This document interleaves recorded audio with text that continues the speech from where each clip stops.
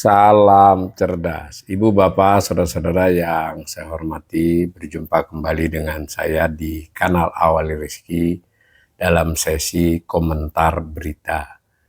Berita yang saya soroti terkait dengan keterangan Kepala BPS ya, dalam hal ukuran atau angka kemiskinan ya. Nah, judulnya BPS luruskan polemik angka Rp20.000 per hari untuk ukuran kemiskinan. Ditayangkan oleh CNN Indonesia pada hari Jumat tanggal 29 Mei siang ya, jam 11.57. Ini ada gambar Bu Amalia Adininggar Widiasanti, Kepala BPS saat ini. Nah, beritanya begini, Kepala Badan Pusat Statistik BPS Amalia Adininggar Widiasanti meluruskan salah tafsir pembacaan ukuran kemiskinan yang dipakai adalah pengeluaran sebesar Rp20.000 per hari. Hal ini memicu perdebatan standar garis kemiskinan di masyarakat. Nah, Amalia menjelaskan garis kemiskinan adalah nilai dalam rupiah yang diperlukan oleh masyarakat untuk memenuhi kebutuhan dasar paling minimum dalam waktu sebulan. Ia pun menegaskan garis kemiskinan itu bukan ukuran kaya atau miskin menurut perasaan. Nah, dikutip langsung pernyataan beliau, ini adalah nilai standar yang memang untuk mengukur apakah seseorang punya pengeluaran minimum untuk memenuhi kebutuhan dasar atau kebutuhan paling dasar terhadap kebutuhan makanan dan minuman, serta yang non-makanan. Terang Amalia dalam wawancara khusus bersama CNN Indonesia hari Kamis tanggal 28 Mei. Nah, Amalia juga menyebutkan kebutuhan dasar minimum masyarakat terdiri makanan dan minuman sebesar 75%, sedangkan 25% lainnya adalah kebutuhan yang bukan makanan. Saya komentari sedikit ya. Jadi Bu Amalia BPS sebetulnya di dokumen BPS juga dijelaskan bahwa ukuran kemiskinan ini objektif berdasarkan data pengeluaran dari surveinya BPS ya. Jadi BPS itu melakukan Susenas survei sosial ekonomi nasional di bulan Maret dan di bulan September. Karena itu ada data Maret dan data September, meskipun mempublikasinya sekitar 2,5 bulan kemudian. Ya. Nah, pada saat disurvei itu ada beberapa hal yang sebetulnya cukup luas. Susenas ini termasuk kegiatan besar di BPS, tidak hanya untuk menjadi produk. Jadi ukuran kemiskinan lalu ada angka kemiskinan itu salah satu produk dari atau hasil dari Susenas, tapi banyak hal lain, misalnya pola konsumsi masyarakat dan sebagainya. Timpangan juga dari situ.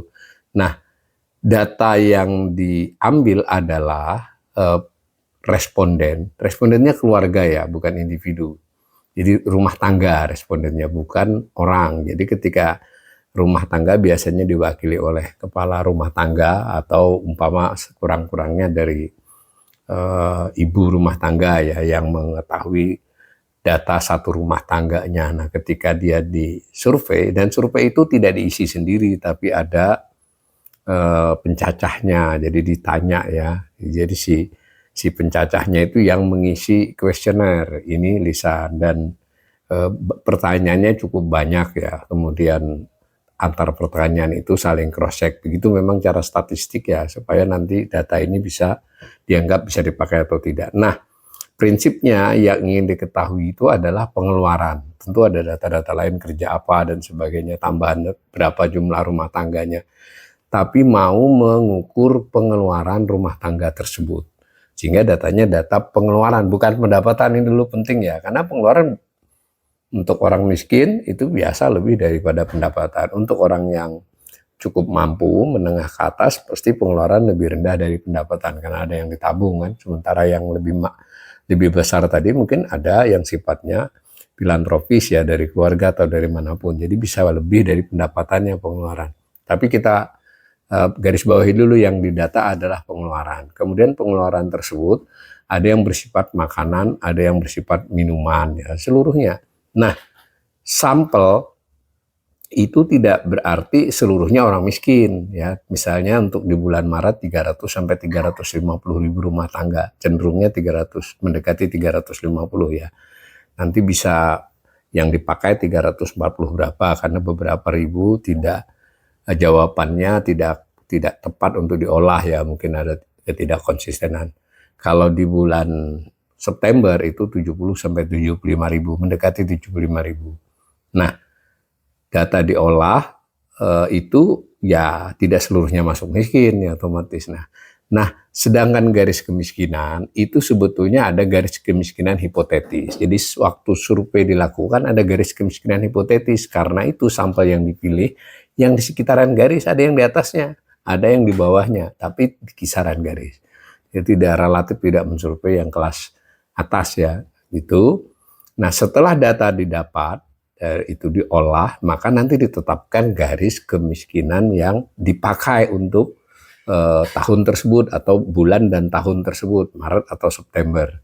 Jadi dengan demikian nanti orang yang pengeluaran rata-ratanya di bawah garis itu disebut miskin, yang di atas disebut tidak miskin. Jadi itu yang mau digarisbawahi Bu Amalia menurut saya.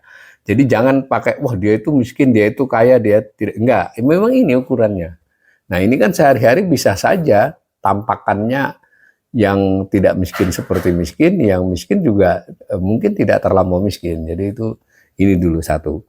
Lalu yang dipakai tadi dari hasil survei dan dari garis hipotetis. Garis hipotetis dari mana? Garis hipotetis dari hasil sebelumnya. Jadi masuk akal ya, ada blok-blok sensus juga.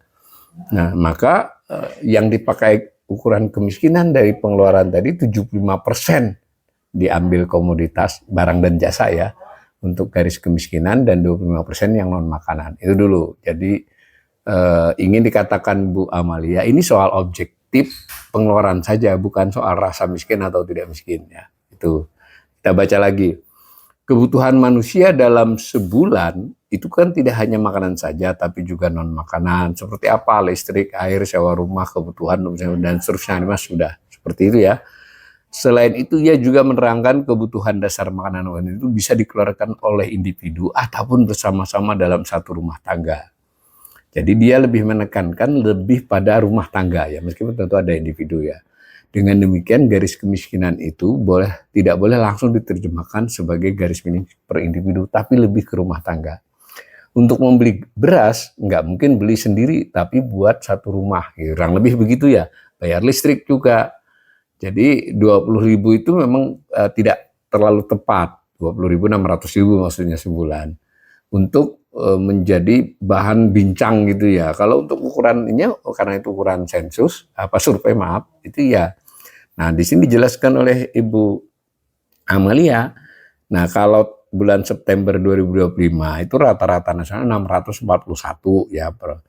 Kalau rumah tangga itu 3 juta 53.000. Nah, 3 juta itu menurut dia ukuran yang wajar. Sekali lagi ukuran wajar dalam konteks pengeluaran, bukan pendapatan, satu. Yang kedua, ini untuk memenuhi kebutuhan dasar saja. Kalau miskin mungkin 5 juta per bulan juga miskin, kira-kira begitu loh. Jadi 3 juta, jangan 20.000-nya, tapi 3 jutanya. 641.000-nya itu per orang. Nah, jadi karena angka 20.000, orang terima selalu dibagi 20-30 hari. Nah, kan tidak bisa kata Bu Amalia. Jadi ya memang dengan 20.000 bisa apa, tapi ketika 3 juta untuk rumah tangga 4 orang gitu ya, atau 4 atau berapapun, 4 atau 5, tapi ada rata-ratanya ya, itu kan masih masuk akal. Kira-kira begitulah. Nah, penjelasan ini, kanal ini sudah juga beberapa kali mengulas ya secara ya, dalam pandangan saya kan bukan orang BPS ya, bukan membela BPS, memang ini ukurannya dalam konteks tertentu wajar. Nah, bahwa ini ukuran rumah tangga, tetapi ada tetapinya. Ya, pertama komoditas yang dianggap sebagai komoditas kemiskinan ya, penduduk miskin, dan metodenya itu tidak berubah dari tahun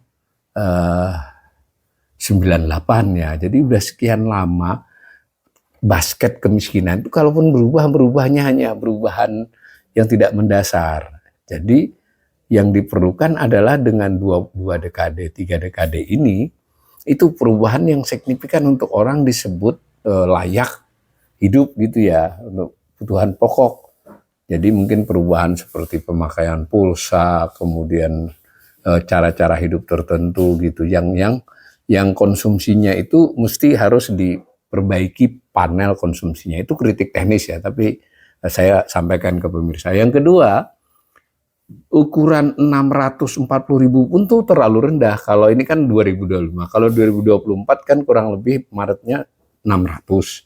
Yang kenapa beredar tuh yang angka 2024 Maret, dan ini September, Maret biasanya lebih rendah, 600. Nah, ketika Bank Dunia mengeluarkan ukuran Bank Dunia dengan data BPS tuh ya, bukan Bank Dunia punya data sendiri, data Maret 2024 yang diolah, karena Maret itu sampahnya lebih banyak. Bank Dunia belum mengolah yang Maret 2025. Nah, dalam cara seperti itu, kita mau tahu ukuran Bank Dunia itu misalnya terbagi 3 kelompok. Yang pertama yang disebut kemiskinan ekstrim, $3 ya. Tapi jangan lupa $3 itu PPP, artinya itu paritas daya beli. Jadi kurs rupiahnya bukan 17.000 ya, bukan. Untuk kasus kemiskinan ini kursnya sekitar 5.000 tahun 2024 ya, bukan sekarang. Itu sekitar 5.650-an, 56 sampai 57. Jadi dinamis juga. Jadi memang kita secara biaya hidup itu seolah-olah lebih murah ya, sehingga kita kursnya itu kurs paritas. Nah itu kalau dikalikan dapatnya kurang lebih 540-an ribu pada Maret 2024. Pada saat itu ukuran Bank Dunia 600. Nah ketika pakai ini, itu kemiskinan di Indonesia namanya kemiskinan ekstrim, itu di bawah 2% ya, 1%. Sementara Bank Dunia sudah 5,5%. Lalu ukuran kedua adalah untuk negara, sebetulnya itu nggak benar pakai itu, pakai negara-negara berpendapatan menengah bawah, ukurannya $4,2 per hari. Itu kalau dikalikan dengan kurs paritas, itu kurang lebih dapat angka 745.000. Nah kita tadi 600 kan, jangan yang ini ya, jangan 600. Ketika ukuran dinaikkan ke 745 dari 600, itu jumlah penduduk miskinnya langsung lompat dari sekitar 9% di 2024 itu untuk ukuran BPS, itu menjadi hampir 20%, 19,9. Jauh banget kan? Itu menyangkut jutaan manusia. Nah yang banyak diributkan juga, karena kita ini sudah negara berpendapatan menengah atas, harusnya kita pakai yang 6,8 dolar ya. Sekarang 8,2 kalau saya tidak salah. Itu berarti ukurannya lebih tinggi lagi. Itu maka yang miskin mencapai 68%, gitu, kurang lebih 8,2 ukurannya $8. Oke lah, sekurang-kurangnya kita kan pakai yang 4,2. Nah, yang tahun 2024 masih hampir 20%. Kalau disekarangkan mungkin ya sekitar 18%.